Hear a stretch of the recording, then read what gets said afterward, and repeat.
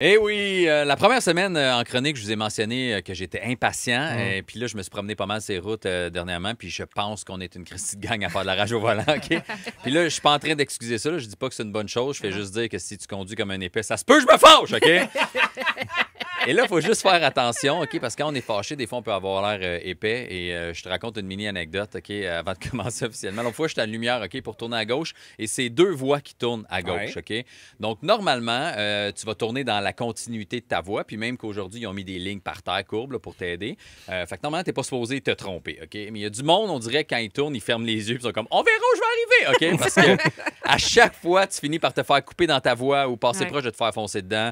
Et je pense pas que je suis quelqu'un d'agressif tant que ça, mais on dirait que ça me donne le goût de me battre, OK? Et le problème, c'est que quand ça arrive, je me fais des scénarios, OK? Fait que là, c'est arrivé l'autre fois. Et là, je me dis, la prochaine fois que j'arrive à la lumière, puis devant cette personne-là est à la lumière rouge, je débarque, je sors de mon auto, je cogne à sa fenêtre, elle va baisser sa fenêtre, j'ouvre sa porte de l'intérieur, je la sors, j'y donne la marde, puis je vais être content de ma situation, puis là, je vais être de bonne humeur, puis il va comprendre qu'il ne faut plus jamais qu'il refasse ça, OK? Ça, c'est mon scénario idéal, et c'est un peu dangereux pour tout le monde, mais regarde, il y a où le plaisir de la vie s'il n'y a pas un peu de danger? La lumière rouge arrive, et là, je suis comme parfait, je vis mon scénario, et je débarque de mon auto. Au moment où j'ai débarqué, la lumière est tombée verte, fait que le gars, il est parti, puis j'étais debout tout seul, à me faire klaxonner, crier après, qu'est-ce que tu fais là? Rembarque dans ton char! Puis là, je me suis un peu fâché. Puis là, il y a un gars qui descend sa fenêtre, qui me crie après, débarque! Arrête de niaiser, rembarque dans ton char! Puis moi, je fais, veux-tu short? Puis là, les gars, comme, non, moi, je vais sortir! Puis là, on s'est un peu fâché. Puis là, ben, le gars, il est sorti de son auto. Puis j'ai un peu peur parce qu'il avait comme la shape à Georges Larac. Fait que là, je fais, hey man, je niaisais, là, je niaisais. Je suis rentré dans mon char, je me faisais klaxonner, couper dangereusement. J'ai essayé de repartir, puis lui, il bûchait dans ma vitre. Okay? Fait que, c'est un bon plan, finalement. Un petit retour à la maison un peu plus stressant que d'habitude. Mais... Et c'est pour ça qu'aujourd'hui, je vous ai fait une liste de choses qui peuvent peut-être te donner un signe que tu fais de la rage au volant, que tu es un agressif. OK? Fait qu'on y va, puis si ça s'applique à vous, ben parfait. OK? Fait que premier signe que tu fais de la rage au volant, tu pratiques tes faces méchantes puis tes fingers en te brossant les dents devant le miroir avant de partir le matin.